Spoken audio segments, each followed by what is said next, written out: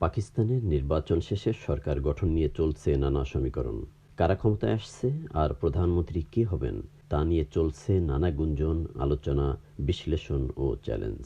এরই মধ্যে পাকিস্তান তেহরিক ই ইনসাফ বা পিটিআই এর অন্তর্বর্তীকালীন চেয়ারম্যান গওহর আলী খান বলেছেন, পাকিস্তানের পরবর্তী প্রধানমন্ত্রী কে হবেন সে বিষয়ে সিদ্ধান্ত নেবেন তাদের দলের প্রতিষ্ঠাতা ইমরান খান। নির্বাচনের ফলাফল ঘোষণা শেষে ইসলামাবাদে সাংবাদিকদের সঙ্গে আলাপকালে তিনি এমন মন্তব্য করেন।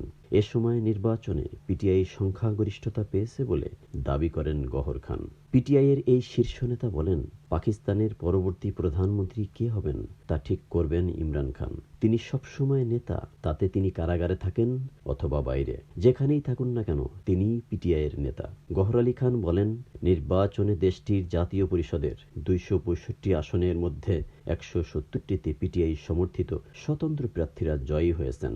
তিনি বলেন, তাদের মধ্যে 94 জনের জয়ের ঘোষণা পাকিস্তানের নির্বাচন কমিশন দিয়েছে, আর এই বিষয়ে তাদের কাছে নির্বাচন কমিশনের জারি করা ফর্ম 45 রয়েছে। পিটিআই এর এই নেতা বলেছেন, এছাড়া আরও 22টি আসনে পিটিআই সমর্থিত প্রার্থীরা জয় পেয়েছেন, কিন্তু এসব আসনে ফল পাল্টে তাদের হারিয়ে দেওয়া হয়েছে। গওহর আলী খান দাবি করে বলেন, জাতীয় পরিষদের সংখ্যাগরিষ্ঠতা পাওয়ায় প্রেসিডেন্ট আরিফ আলভির উচিত পিটিআইকে সরকার গঠনের জন্য আহ্বান জানানো। তিনি বলেন, কারো সঙ্গে আমাদের কোনো বিরোধ নেই, আমরা এগিয়ে যেতে চাই, আমরা সংবিধান অনুযায়ী সরকার গঠন করব। পিটিআই এর জন্য কোনো প্রতিবন্ধকতা সৃষ্টি করা উচিত নয়। পাকিস্তানের স্বতন্ত্র প্রার্থীরা নিজেরা সরকার গঠন করতে পারে না, তাই নির্বাচনে সংখ্যাগরিষ্ঠ আসন লাভের এমন দাবির পর দ্রুত জোট গঠনের ঘোষণা দিয়েছে পিটিআই। সাবেক প্রধানমন্ত্রী ইমরান খানের ঘনিষ্ঠ ও মিডিয়া উপদেষ্টা জুলফি বুখারী জানিয়েছেন, পিটিআই খুব দ্রুতই দলীয় ব্যানারের নাম ঘোষণা করবে।